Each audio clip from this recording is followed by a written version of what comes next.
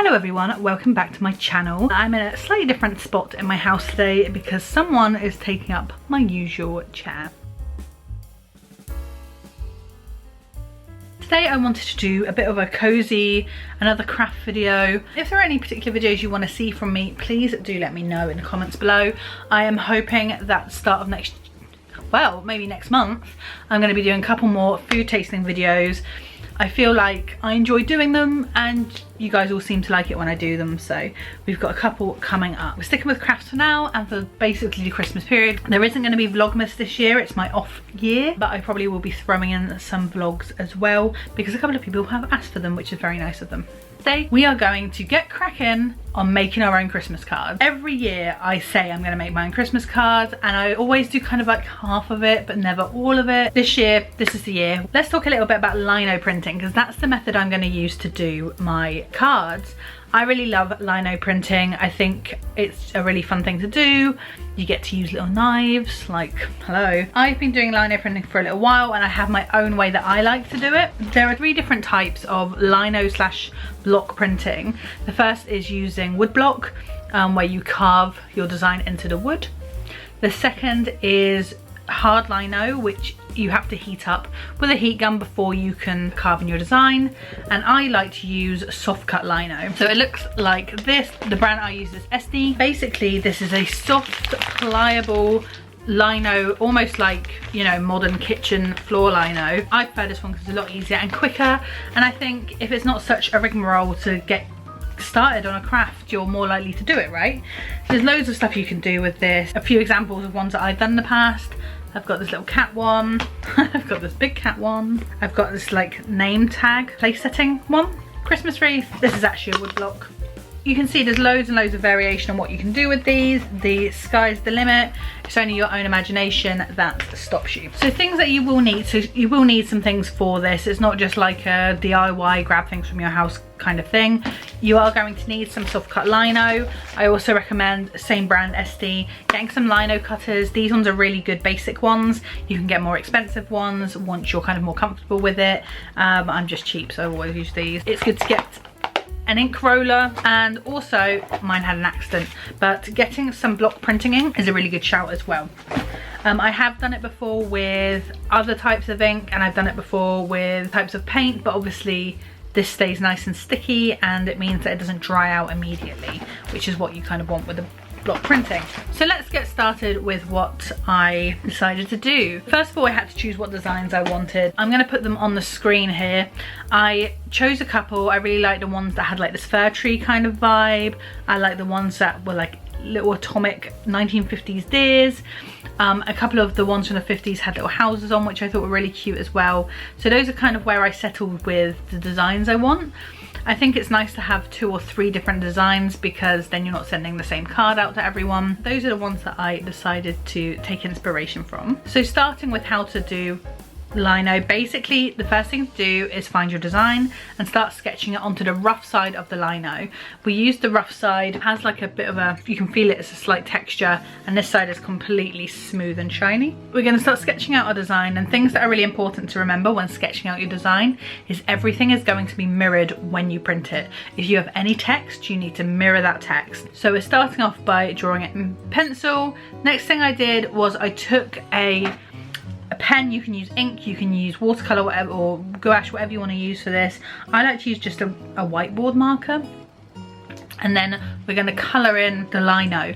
And the reason we do this is because it makes it so much easier to see your design once you've started cutting, and you'll see that when we start cutting. Then I go over it in biro just to make sure that I've really got design down and what I want to do, and then it's basically time to start cutting. What you do is you want to take a good sized blade for this. I have used 2 different sized blades. I used the blade 8 for the big open wide spaces, and then I used the one for the little in between bits that are a little bit finer. So I'm going to leave you just to have a little look at how I created this ball pattern. Sorry if you could hear the washing machine, by the way. I didn't realise it was on selective hearing. Chris just came and switched it off for me, which is very nice of him. The first one I focused on was the ball design. The second one, we went through all these really cute 1950s deer. I removed the Christmas tree from the design.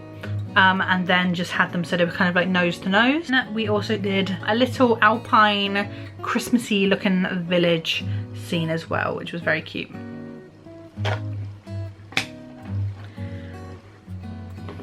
Once we've done all that, it's time to test these out. Now we have to get our ink out.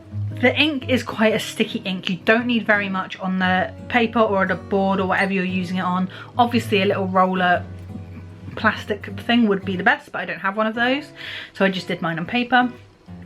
You want to spread the ink on for quite a long time. It needs to get smooth and sticky, and it needs to really nicely coat the roller so it goes on very smoothly over your design. Once you've managed to do that, you roll it on gently. Mine makes a horrible squeaking noise. We are ready to start our first press.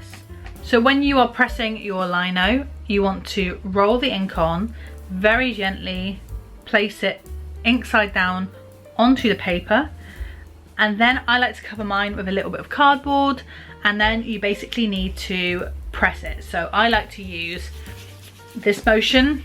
There's lots of different ways to do this. The idea is that you want to get pressure onto the design nice and evenly so it all stamps at the same level of opacity basically, and then we take it off. And then you can see that there are little bits on the design that have imprinted where we've cut away at the red. And basically what we're going to do now is go through it and just take off those bits. It will never really be perfect because that's incredibly, takes a long time to do. It's very time consuming, and these are just fun little Christmas cards, so I'm not going to focus too hard on it. You do want to take it off if you can. These ones look a lot better. I'm happy with that. And then we are ready to start printing our Christmas cards.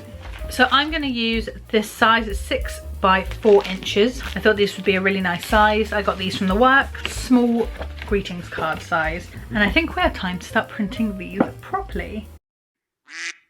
Okay, I finally finished printing them all out. I have 1 or 2 cautionary tales that I just wanted to point out. One, make sure you're pressing hard enough on the print or you won't get a good bold solid line. Second of all, careful with your pressing process. Halfway through I switched to something that I thought would be easier, and I kind of smushed template across the page and I've got these smudge marks. Lastly, be careful of overloading your template. This has quite thick lines and you can see it's got like, it's a bit blobby. After this one cleaned the print, I got cleaner lines you can see on the tails and a little bit on the faces. It's just a bit more detailed, things to look out for there. The next step for these is going to be painting them. They're not getting a lot of detail. Basically I'm going to keep to a very 50s baby pink, bluey green and silver. What we're going to do is a couple of little details. We're going to do a greeny blue on the bottom, we're going to do little pink noses, and we're going to do silver, maybe silver snow. We're going to do a silver moon. We're going to do pink roofs, and again we're going to do that blue green, pink, and then little silver accent just there. I'm just going to wait for these to dry for a little bit and then we can crack on. Okay, it is an hour or so later now. I had to have some dinner and I had to let some of these cards dry. So I'm going to do the painting now, and I thought I'd show you how we're painting them. Let's get this blue colour. I'm using kind of a jade, a white and a blue. I'm using gouache for these. Start with this one.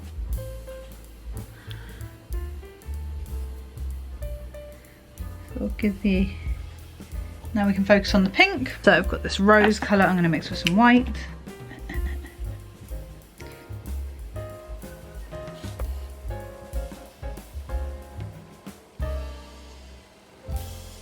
Next I'm going to use this silver ink.